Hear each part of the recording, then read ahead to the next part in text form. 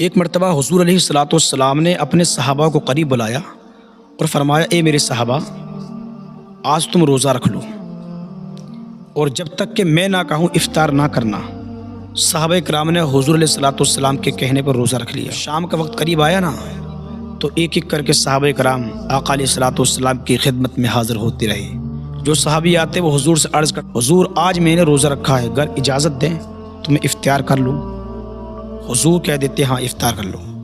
اتنے میں ایک دوسرے صحابی آئے، انہوں نے کہا، یا رسول اللہ صلی اللہ علیہ وسلم، گھر میں کچھ عورتوں نے بھی روزہ رکھا ہے، اگر آپ اجازت دیں تو وہ بھی افطار کر لیں۔ میرے آقا علیہ الصلاۃ والسلام نے جب یہ بات سنی نا تو حضور نے چہرہ پھیر لیا۔ دوسری مرتبہ صحابی نے کہا کہ حضور، وہ عورتیں آپ کے سامنے آنے سے حیا محسوس کرتی ہیں، وہ چاہتی ہیں کہ آپ اجازت دیں۔ میرے حضور نے پھر چہرہ پھیر لیا۔ اسی طرح آقا علیہ الصلاۃ والسلام نے 4 مرتبہ اپنے چہرے کو پھیرا، اور پھر غیبدہ نبی نے 5ویں مرتبہ پتہ کیا کہا؟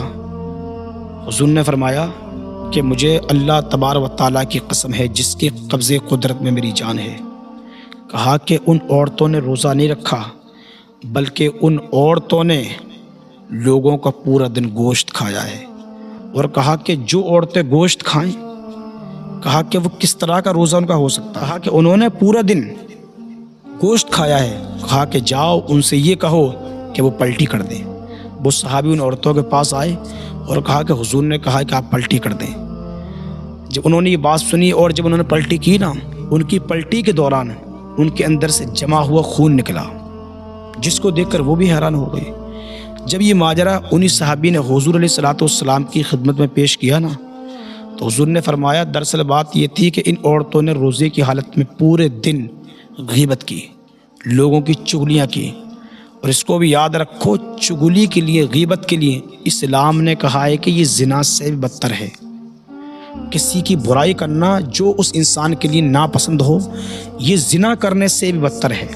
اور میرے نبی نے فرمایا، اگر میں ان عورتوں کے لیے پلٹی کرنے کا حکم نہ دیتا نا تو جہنم کی آگ انہیں بھون دیتی، جہنم کی آگ انہیں تباہ و برباد کر دیتی۔ اس بات سے یہ سبق ملا کہ میرے آقا علیہ الصلاۃ والسلام کو علم غیب ہے، کیونکہ حضور تو مسجد نبوی میں بیٹھے ہوئے تھے نا، تو پھر یہ بات کیسے حضور نے بتا دی؟ یہ بات وہی تو بتا سکتا کہ جس کے پاس میں علم غیب ہو، غیب کی باتیں جاننے والا ہو۔ اور دوسرا یہ بھی پتہ چل گیا کہ غیبت کا کتنا بڑا جرم ہے، غیبت کی کتنی بڑی سزا ہے۔ اس لیے اگر روزے کی حالت میں انسان غیبت کرتا تو روزہ نہیں ٹوٹتا، بلکہ اس انسان کا جو روزہ ہوتا ہے نا، اس کی نورانیت ختم ہو جاتی ہے۔ انسان اگر وضو کر کے گالی دیتا ہے نا تو وضو تو نہیں ٹوٹتا، لیکن وضو کی جو نورانیت ہوتی ہے نا وہ چلی جاتی ہے۔ اسی طریقے سے اگر انسان نماز کی حالت میں نماز پڑھے پھر دنیاوی باتیں کرے تو نماز تو ہو جاتی ہے، لیکن جو نماز کی محبت ہو، نماز کا نور ہوتا ہے نا، وہ ختم ہو جاتا ہے۔ اسی لیے روزہ رکھیں، کسی کی برائیاں نہ کریں، کسی کی چغلیاں نہ کریں۔ اکثر ہمارے معاشرے میں یہ ہوتا ہے کہ جب ہم روزہ رکھ لیتے ہیں نا تو پورے دن کوئی انسان فون چلا کر روزہ کاٹ لیتا ہے، کوئی انسان گانے سن کر روزہ کاٹ لیتا ہے۔ اس طرح تو روزہ نہ رکھنا بہتر تھا۔ اگر ہم لوگ نیک کام نہ کر سکیں تو پھر ہم بغیر روزے کے بہتر ہیں۔